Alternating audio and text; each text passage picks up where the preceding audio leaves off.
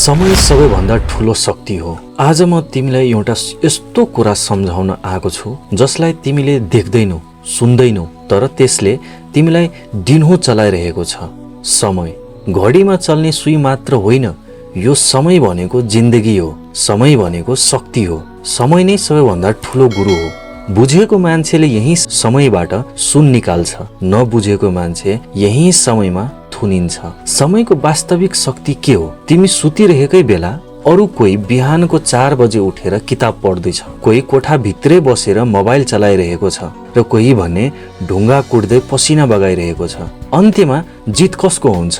जसले समयको सही उपयोग गर्यो, जसले आलस्यलाई हरायो, जसले आजको घण्टा भविष्य निर्माणमा खर्च गर्यो। धेरैले सोच्छन् भोलिदेखि सुरु गर्छु, तर समयले भोलि कुर्दैन। समयले त अहिले नै हिँड्न थालेको छ। किन तिमी पछाडि परिरहेका छौ? किन तिमी जीवनमा अगाडि बढ्न सकिराखेको छैनौ? किन तिमी अझै त्यही समस्यामा अल्झिएको छौ? किनभने तिमी समयलाई गम्भीर रूपमा लिँदैनौ। तिमी सोच्छौ थोरै ढिला हुँदा के हुन्छ र? तर ढिलाइ नै त भविष्य चुडिन्छ।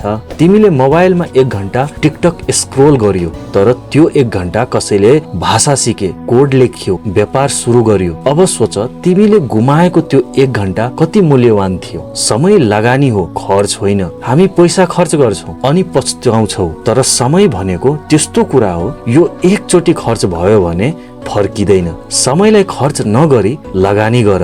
कसरी? पुस्तक पढेर, नयाँ सिप सिकेर, स्वास्थ्य सुधार गरेर, नयाँ व्यापारको योजना बनाएर, अरूलाई पनि सिकाएर। एक दिन तिमी समयको आशीर्वाद पाउनेछौ। समय नै जिन्दगी बदल्ने शस्त्र हो। नेपाली समाजमा हाम्रा बुबा हजुरबुबा बिहान 5 बजे उठ्थे, धान रोप्थे, गोरु जोत्थे। त्यही समयको इज्जतले उनीहरूले हामीलाई पढाए। तर आज हामी 9 बजे उठ्छौं, अल्छी लाग्छ भन्छौ र कहिले सिक्न चाहदैनौ। यस्तो गर्दा समय त तिमीलाई छोडेर अघि बढिसक्छ। समयलाई जित्ने तरिका के हो त? सकभर बिहान उठ। बिहान 5 बजे उठेर 2 घण्टा पढ्ने बानी गर। सक्दा ध्यान वा व्यायाम गर। गोल बनाऊ, आज के गर्ने, कति समय केमा खर्च गर्ने, लेख।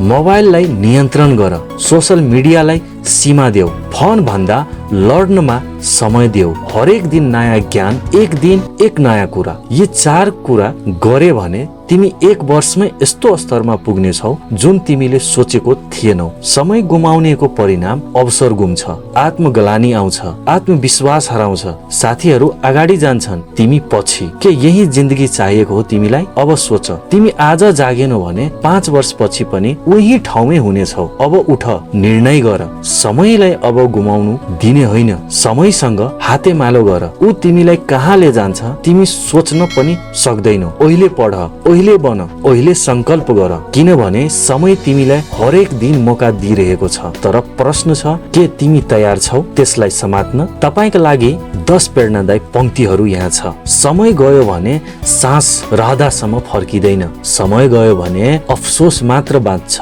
समयलाई माया गर्नेले सफलता पाउँछ। समयलाई गुमाउनेले जीवन गुमाउँछ।